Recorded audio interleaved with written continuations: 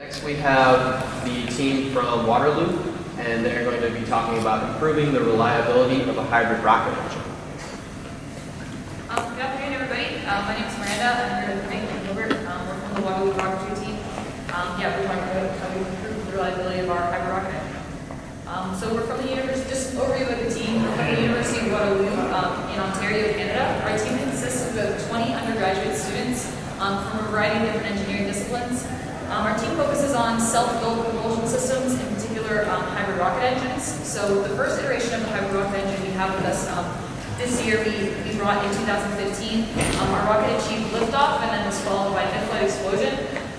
We brought a new iteration of it to competition last year in 2016, and we had ignition failure and we weren't able to achieve launch. So that being said, our primary objective is super simple. We just want to successfully launch and recover our self-built hybrid rocket engine. Our design sort of reflects the fact that we have a very straightforward, simple goal, and that we haven't tried to do anything overly complex in order to focus all our resources and keep our eyes on this specific goal. So just as an overview for the rocket, I'll start, I guess, on this end. We have our aluminum welded fin can, which sits onto our combustion chamber and our oxidizer tank. Those obviously make up our propulsion system. That's followed by a recovery module, which is a single bay for our dual deployment, and then the avionics module, which triggers those deployments with CO2 pressurization of the recovery module, and then pyro cutters. Our payload module contains GoPro for in-flight video, as well as an accelerometer and a gyroscope to measure pogo vibrations throughout the flight, and then we have our nose cone bit at the top. So general construction of our rocket, here's some specifications. We've gone for sort of a modular design. All of our airframe sections attached with machined couplers, machined aluminum couplers. That is for ease of fabrication and for ease of assembly, and if there's any maintenance rework we have to do, it's greatly simplified. Our airframe for the engine section is the outer aluminum skin of the engine. For our recovery module, our avionics module, it's a fiberglass airframe, and our payload module, we have an acrylic airframe so that the GoPro can see outside the rocket. So just to dig in a little bit on some of our main propulsion system components, this is our combustion chamber. It consists of our nozzle, our fuel grain, and our injector bulkhead. The fuel grain we cast ourselves into this grain geometry. It's a 90-10 ratio of HTPB and atomized aluminum. Both of these things were sort of experimentally determined through our team over the years as something that was reliable and repeatable for us, considering we cast our fuel grain ourselves. We insulate the chamber with unburned fuel from this fuel grain, so after a burn we expect to see about half an inch of unburned fuel around the outside, as well as that ABS tubing, and then our graphite nozzle is an approximation of a bell nozzle that we machine ourselves out of graphite. This is our oxidizer tank, so again, quick overview, we have our injector bulkhead, the actual oxidizer tank, and vent bulkhead. Our tank contains nitrous oxide, so we expect that when it's full, we're getting approximately 7 pounds of NOS, temperature dependent. The injector bulkhead contains our fill side, so we have a fill adapter that plugs into the side of the rocket, and that's how we are able to do our fill. That comes out right before we launch. It also contains our injector and our feed system, but I'll talk about that a little bit later. Our vent bulkhead has our dip tube to control the ullage of the tank and a permanent vent hole. That permanent vent hole allows us to regulate the pressure of the tank, as well as gives us visual confirmation of fill. So once we actually have filled to the line of the dip tube, we'll start to see an opaque plume coming out of that vent hole in the tank. Additionally, it provides us with a method of abort. So in case we have failed ignition or we need to abort the launch, all we have to do is wait for that NOS to vent out of that open hole until the rocket is safe to approach. Of course, that being said, that means that our operations are a little bit time sensitive, as every minute that we fill the tank and have not pressed ignition, we're losing NOS. So it's designed for 750 psi. We've tested it to 2 times the operating pressure, and it's designed with a factor of safety of about 2.5. So this is our ignition and feed system. It's just a zoom in between our oxidizer tank and our combustion chamber. The channel is closed off with a piston and an O-ring seal. When we go for ignition, we burn that yellow igniter. That's a puck of solid rocket fuel, and burning that successfully burns the pellet and fuse. Once those burn away, the piston is allowed to displace past the O-ring seal, and we get flow of NOS into our injector and into our combustion chamber. Because of the sort of multiple stages to this, we expect for us to go 30 seconds after we actually hit that button and go for ignition. So at 2016 IREC, we had ignition failure. This is a zoom in on that puck, sort of looking down from the top of solid rocket fuel, and this is the photo we took after we failed. So the old method of ignition was to take a length of nichrome wire and weave it through the different holes we drilled in that solid puck. We had a couple different, we were floating some different things for failure. One of them was maybe temperature, because when we do our tests in Waterloo, we actually don't do the full flight configuration. We're not able to do that. So the temperature of that NOS tank on top of that ignition surface could have caused us problems, as well as wiring issues due to heat shrink and potential shortages. And the most likely one is stress on the nichrome wire. So in order to weave that nichrome wire through, there is a certain amount of, there's a lot of stress that you put on it, and then you subsequently, we have to drive it 30 hours to get down here, and it's in a truck. So just a lot of factors that were causing a lot of stress on this wire. Our theory is that once it heated up, it couldn't quite heat up enough to actually start the burn on that ignition material, and it fractured prematurely. That's supported, if you look at the photo. We started to burn the masking tape that was on top of that, and I'm not sure if you can quite see it here, but those wires did fracture, and we did not have ignition.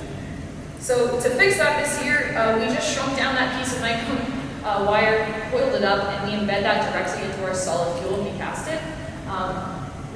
It's a lost flow casting method, so everything is embedded inside of it, including the solder joints. Essentially, once we've encased that inside of the igniter, we can't stress that wire any further. We've tested this really aggressively, and it has not failed us, so we're pretty confident that we've worked out our ignition problems for this year.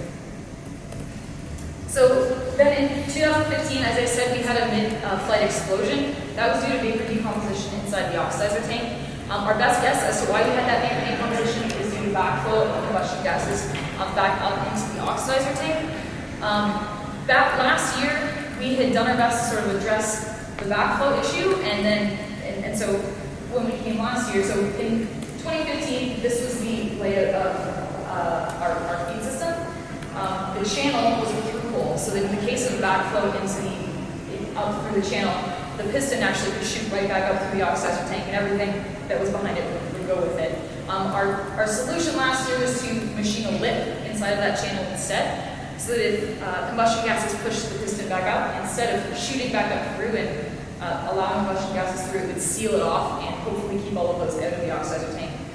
This was a band-aid solution. It did not in any way, address the root cause of the problem of the vapor decomposition. It really needed to address the problem of backflow.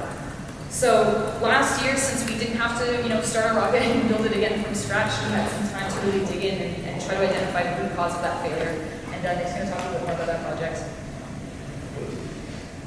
So one of the things, the piece of advice we got last year from presenting was measure the pressure drop across the injector. So some of the things that can cause vapor decomposition, one is an unclean fill system. So for all of the hybrids out there, make sure you clean your fill system thoroughly. Another one is insufficient pressure drop across the injector. It can help promote a backflow from your combustion chamber into your oxidizer system. And on top of that, if you have combustion instabilities in your engine and you have a low pressure drop, that mix is not good because it increases the chance of decomposition reaction. So here's the pressure cap drilled in the test bolt head. I'm just on graphs for test gas stream and combustion chamber pressure. The third one was mostly for looking at valve actuation and verifying that. So we did a test with our old injector. There's a lot going on here. The takeaway from this is we had a 25% pressure drop across our injector for this test. If you go to the next slide. So we wanted to also look at combustion stabilities inside the rocket. So this is a spectrogram. On the y-axis you have frequency. The color is the amplitude, and this is through the time of the burn. So you can see that we have some color around 50 and 60 hertz. So this is likely a feed system combustion facility. You can also see this in the video because it is at the sampling frequency of our video. One thing to note with this one was with our DAC system at the time, we had put a 5-point moving average on the data, and it was rounded, so I couldn't de-average it after. So it affects the frequency response. So at those instabilities that I was showing, it's actually dampened. quite a lot, so the instability is a lot larger than you saw there. Also, I forgot to mention with that test, the pressure, the oxidizer tank pressure was about 400 psi. We tested Canada in the winter, so it gets really cold. We have a heating jacket, a water jacket around our oxidizer tank we used for testing, but it wasn't working so well then, so we fixed that. And we also fixed our data acquisition system and bumped up the sample rate to kilohertz as well. So this is another test with the same injector. Unfortunately, we lost the combustion chamber pressure in this data. It got clogged, so we couldn't get combustion chamber pressure, but the oxidizer pressure was a bit higher. But what we could look at, theoretically, if it is feed system combustion instabilities, that means oscillations in your combustion chamber are oscillating the mass flow rate in your injector system. So we should also be able to see it in that pre-injector area pressure path. And so I looked at the amplitudes and frequencies for the upstream injector area, and you can see some small oscillations around the same range, which is another indication that we had these couple of buttons. We couldn't measure the pressure drop for that last test because of the pressure clog, but with some of the other data, I was able to approximate it. And the two different models said 22% and 27%, so it was around the same as the time before. 25% is, as a rule of thumb, pretty good, but I mean, we blew up, so obviously we wanted to try and make it more stable, and one of the ways to do that is to reduce the increase pressure drop, so we tried to reduce the injector area. And we also attempted to eliminate consistent combustion instability. We do this by choking the flow across the injector. So oscillation in the combustion chamber won't oscillate the mass flow rate, and so you decouple your feed system. And so how can we go about doing this? This is from PhD feed system Stanford. It's a really useful paper for all the people doing hybrids around here. So what we can see here, this red line here is when, this is for superpressure ethanol, but this is when the combustion chamber pressure is at vapor pressure, and at about 0.8 would be when your combustion chamber pressure is about 20% lower than your vapor pressure. So there's two injectors we're looking at here. One has a high aspect ratio or length to diameter ratio, so it means the injector holes are very long. The other one has a small aspect ratio, and you can see for the high aspect ratio one, after about 0.8, so 20% pressure drop, the mass flow rate levels off, and so oscillations in the combustion chamber pressure won't affect the mass flow rate, whereas the low aspect ratio one, it does change. The physics behind this is essentially like a cavitating venturi. Because nitrous is at its vapor pressure, as it goes through the injector holes, it drops below the vapor pressure, and you have vapor bubbles form, which limit the mass flow rate. So by having a long length to diameter ratio, you can the bubbles have time to develop and show the flow. So we did that. You can see our old injector had a 1.1 aspect ratio, our new injector has a 12.7 aspect ratio, and we also decreased the total area. So we used some analytic models similar to what you would use, and we used the homogeneous equilibrium model and the diode model just to get some numbers to run an injector through. So we did some CO2 testing for the next slide. Because we can't test with water, and we didn't want to test with NOx because it's expensive and bad for the environment. Surprisingly, CO2 is better. And CO2 has very similar properties to nitrous. So we did we made an injector based off the models. Tested it, checked the mass flow rate, it's too high, made another injector, tested it was good. So then we did an engine test. And so you can see here the pressure drop across the injector was 40% for this test, which was, well, versus 25 is a lot higher. Maybe not optimal, we're losing a little bit of thrust or thrust to the lower now, but because we just want to go up and down, we're not too particular about reaching the 10,000 feet. We're okay with doing this for this year, and maybe working on it a little bit in the future. So if you look at the upstream injector pressure spectrograms, you see the new injector, we don't have those frequencies. That's a good sign. If you go and look at the combustion chamber pressure, this wasn't averaged on the new injector, but I added the average so that you can compare the two data sets better, and you don't see any instabilities at that scale. like the old, with the old injector. So I mean, both of these things and visually the burn look a lot stable. So these things help reinforce the fact that we did mitigate combustion instabilities in the rocket. Another good thing about this new design is you can see on the old injector, we got a lot of burning on our actual injector. This is because the ports spray against the side of this stainless steel and actually seems to burn the stainless steel. And you get like considerable heat storing on the inside too, which is bad because that's where the nitrous vapor is that heat and nitrous vapor is not a good mix. With a new injector, you can see both the ports are a lot longer and it doesn't spray against the injector, so you don't get that heat issue you had before.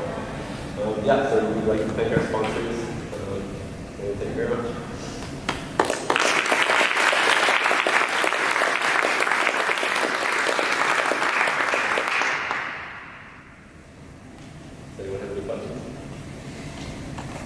Yep. How long, so you said in the case of an abort or should you need to vent out your nitrates from your tank, you just have a static vent that So will we have vent out? a permanent vent hole in our tank, so it has to vent out of that hole.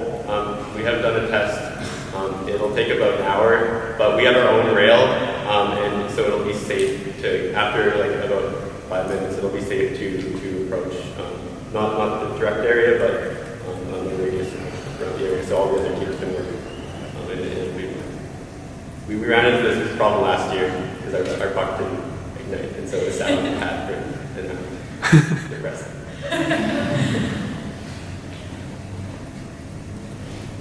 So as far as your explosion and combustion gases got back up into the tank, I think longer skinnier holes in your injector will kind of help that a little bit. So it close off, so theoretically that combustion gases back in the tank. Yeah, I mean, this is the problem with self-pressurizing nitrous oxide, is that's kind of all over the place because you will flow down with vapor at the end. Hopefully in the future we can do a super pressurized analysis. And that's a lot of development. So we can't really mitigate gases going through the injector ports, but what we're trying to do with the two fixes, first adding a lip, so the piston system sort of acts as a check valve, is to cut off the flow of oxidizer to the chamber whenever there's any kind of backflow, and then the pressure downstream will die off, and then the valve will reopen afterwards. And then the second thing is what Nick was talking about, which is increasing the pressure drop, so there's a much lower chance of backflow.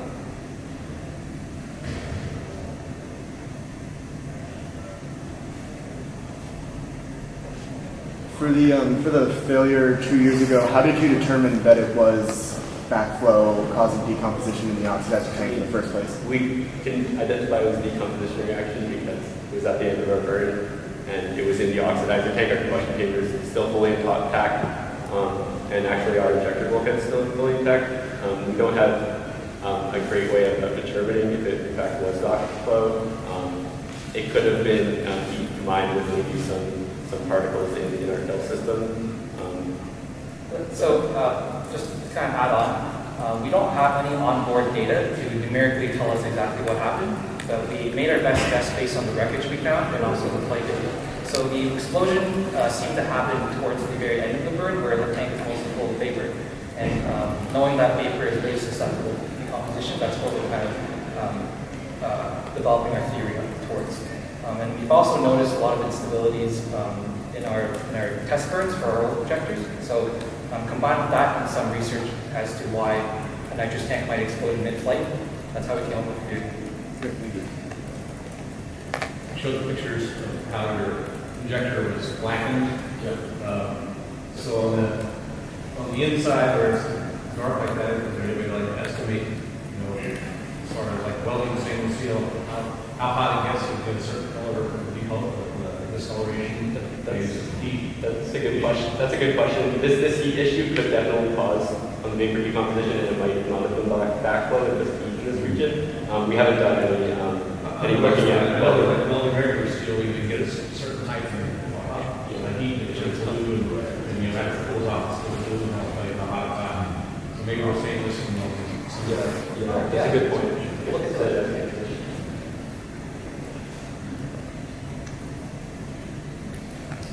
Factory doing it's not black. I like that.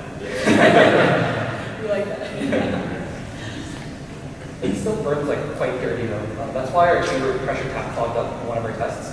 There's a lot of leftover soot in it. Our oxidizer to the ratio is 2, so it's very fuel rich, which is not ideal. But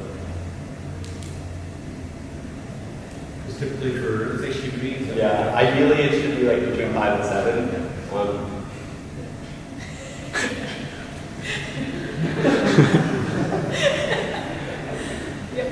Was the bigger injector design, was that a factor in decreasing the heat that the temperature that it would get to? Or was that purely for The long injector was for the combustion instabilities, but it also helps because we're not burning the piston, and also there's more area, so it should dissipate the heat better. There shouldn't be as much There's concentration no, of heat, I guess. yeah, there's no direct spray of NOS on the sides of the injector walls, as you can see from the first picture. It's all just coming out of one face. That really helps. Maybe a bit of scoring right here, but it's around the piston Well, section. there's a combustible pellet there. Yeah, there's a piston. Oh yeah, that's true. Well, Have you looked at using other metals like steel as an insert in the areas where you get that heat scoring? this is This is stainless. stainless, It's stainless steel? 303 stainless steel. That's around the same melting temperature as mild steel. Also corrosion resistant. Any other questions? Okay, let's thank our speakers.